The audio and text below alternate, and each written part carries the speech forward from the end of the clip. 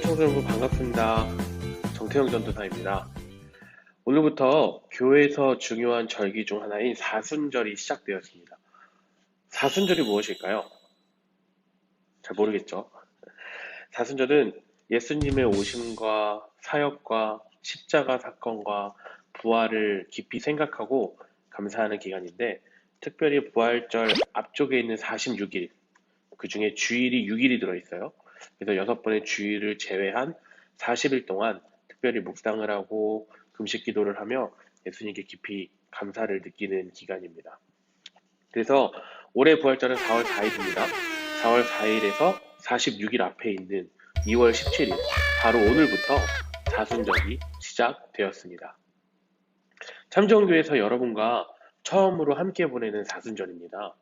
그래서 이 사순절 기간을 여러분과 마태복음 전체 본문을 가지고 묵상을 하는 기간을 가져보려고 이렇게 영상을 준비하게 됐습니다. 오늘 여러분과 함께 볼 마태복음 말씀은 마태복음 1장부터 2장까지의 말씀이고요. 특별히 여러분과 함께 나누고 싶은 마태복음 말씀은 마태복음 1장 18절부터 25절까지의 말씀입니다. 함께 읽도록 하겠습니다. 예수 그리스도의 나심은 이러하니라. 그의 어머니 마리아가 요셉과 약혼하고 동거하기 전에 성령으로 잉태된 것이 나타났더니 그의 남편 요셉은 의로운 사람이라 그를 드러내지 아니하고 가만 끊고자 하여 이 일을 생각할 때에 주의 사자가 현몽하여 이르되 다윗의 자손 요셉아 내 아내 마리아 데려오기를 무서워하지 말라. 그에게 잉태된 자는 성령으로 된 것이라. 아들을 낳으리니 이름을 예수라 하라. 이는 그가 자기 백성을 그들의 죄에서 구원할 자이심이라 하니라. 이 모든 일이 된 것은 주께서 선지자로 하신 말씀을 이루려 하심이니 이르시되 보라 처녀가 잉태하여 아들을 낳을 것이요 그의 이름은 임마누엘이라 하리라 하셨으니 이를 번역한즉 하나님이 우리와 함께 계시다 함이라. 요셉이 잠에서 깨어 일어나 주의 사자의 분부대로 행하여 그의 아내를 데려왔으나 아들을 낳기까지 동침하지 아니하더니 나음의 이름을 예수라 하니라. 아멘. 오늘 함께 읽은 마태복음 1장 18절부터 25절까지의 말씀은 예수님의 아버지인 요셉에 대한 이야기, 요셉에게 일어난 일을 이야기하고 있습니다. 예수님의 아버지 요셉에 대해서 정확하게 알려진 사실은 많이 없습니다. 명확하게 알려진 것은 요셉의 직업은 목수라고 부르는 일을 포함하는 건축업에 종사했다라는 사실과 그가 다윗 왕의 직계 후손이라는 사실입니다. 오늘 본문 가운데 요셉에게 닥친 일을 함께 생각해 봅시다. 곧 결혼을 앞둔 요셉에게 아주 충격적인 소식이 전해집니다. 자신의 약혼녀가 자신과 동침하지 않았는데 임신을 하였다라는 사실이 전해져요. 말씀을 보겠습니다. 예수께서 태어나신 경위는 이렇다. 그분의 어머니 마리아는 요셉과 약혼한 사이였다. 그들이 결혼하기 전에 요셉은 마리아가 임신한 사실을 알게 되었다. 성령으로 된 일이었으나 요셉은 그 사실을 몰랐다. 요셉은 마음이 상했지만 점잖은 사람인지라 마리아에게 욕이 되지 않게 조용히 문제를 매듭지을 참이었다. 요셉은 이 사실을 알리지 않고 자신의 약혼녀가 곤란한 상황에 처하지 않도록 조용히 파혼을 하려고 했습니다. 그런 요셉에게 하나님의 사자가 그의 꿈속에 찾아와서 이렇게 이야기합니다. 꿈속에서 하나님의 천사가 말했다. 다윗의 자손 요셉아, 주저하지 말고 결혼하여라. 마리아의 임신은 성령으로 된 것이다. 하나님의 성령이 잉태하게 하신 것이다. 마리아가 아들을 낳을 것이니 그의 이름을 예수, 하나님이 구원하신다 라고 지어라. 그가 자기 백성을 죄에서 구원하실 것이다. 이로써 예언자가 잉태한 설교가 드디어 성취되었다. 잘 보아라. 처녀가 임신하여 아들을 낳을 것이며 그 이름을 임마누엘이라 할 것이다. 임마누엘은 히브리 말로 하나님이 우리와 함께 하신다는 뜻이다. 아멘. 꿈에 나타난 천사의 이야기를 듣고 요셉은 마리아와 결혼을 하기로 결정했습니다.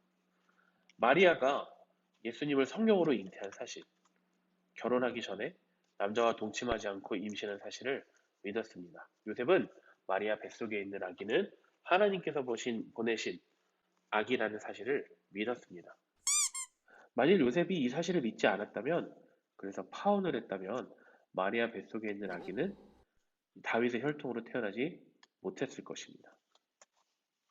하나님은 예언의 성취를 위해서 사람이 예상치 못한 타이밍에 예상치 못한 사람을 사용하시는데 하나님은 요셉을 부르셨고 요셉은 그 예상치 못한 부르심 앞에 그리고 그 하나님의 뜻 앞에 요셉은 순종했습니다. 하나님께서는 새로운 어떤 일을 행하려 하실 때는 언제나 사람들을 불러 그 일에 참여시키십니다.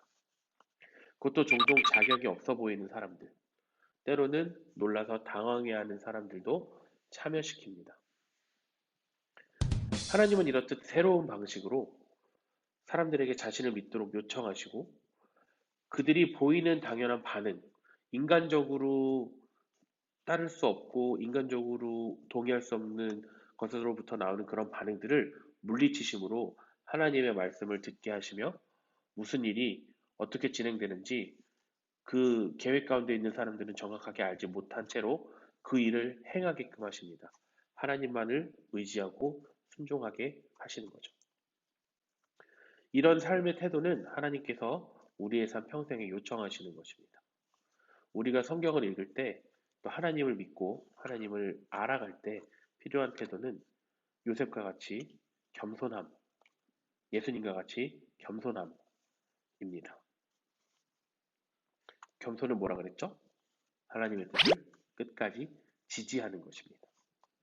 말씀을 묵상하면 우리의 생각과는 다른 하나님을 발견하고 알아가게 됩니다. 우리의 예상과 뜻과는 다른 하나님을 발견할 때 요셉과 같이 하나님의 뜻이라면 내 생각으로 이해 안 될지라도 내 마음과 많이 다를지라도 겸손하게 따라야 합니다. 요셉의 겸손과 순종은 예수님에 대한 구약의 예언이 성취되게 하는 순종이었습니다.